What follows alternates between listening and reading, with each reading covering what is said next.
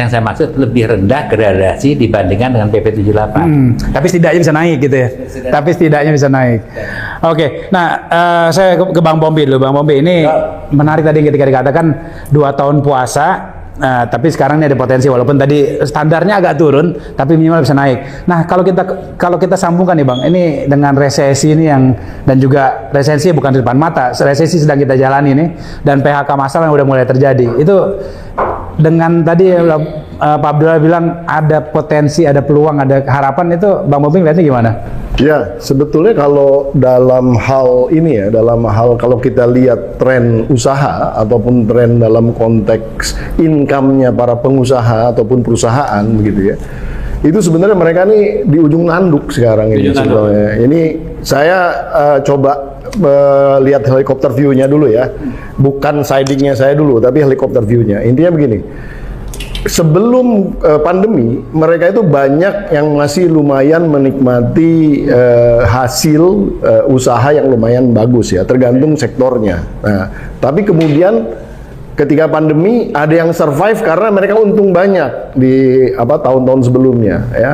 Jadi 2 tahun pandemi memang agak susah kemudian mendapatkan proyek-proyek baru. Nah, kira-kira cash flow-nya itu rata-rata mulai mengetat itu di ujung-ujung tahun 2022 ini. Dan 2023 mereka harus ngambil posisi. Nah, sehingga posisi-posisi, ya tentu kalau posisi itu pasti efisiensi kan. Efisiensi dalam berbagai macam bentuk. Nah, bayangkan sekarang cost energi udah nambah, ya kan? Kalau energi nambah, biaya yang lain-lain kayak transportasi, makan dan lain-lain pasti nambah. Inflasi lah tadi muncul kata-kata inflasi itu.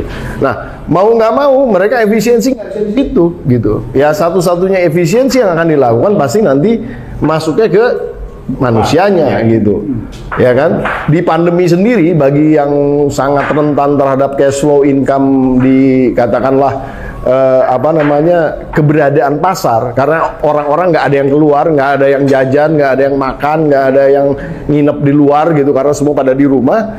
Nah, itu langsung kena. Nah, tapi kan ada yang berhasil jalan lah, kayak pertambangan masih survive dan lain-lain. Nah, tapi secara general modelnya seperti itu. Di sini di ujungnya mereka harus ngambil posisi di 2023. Nah, ini yang dinamakan tadi sebenarnya potensi PHK itu akan terjadi.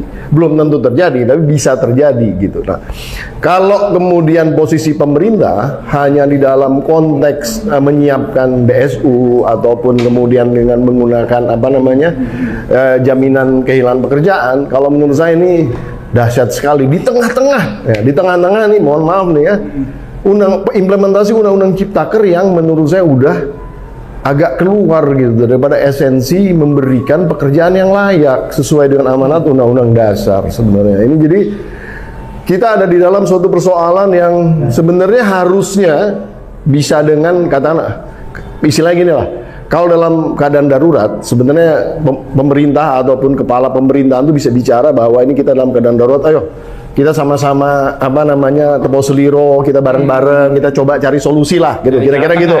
Nah, tapi persoalannya nggak cuma di situ, gitu. Persoalannya ini kita nyari titik pangkal untuk menyelesaikan persoalan ini agak salah gitu loh.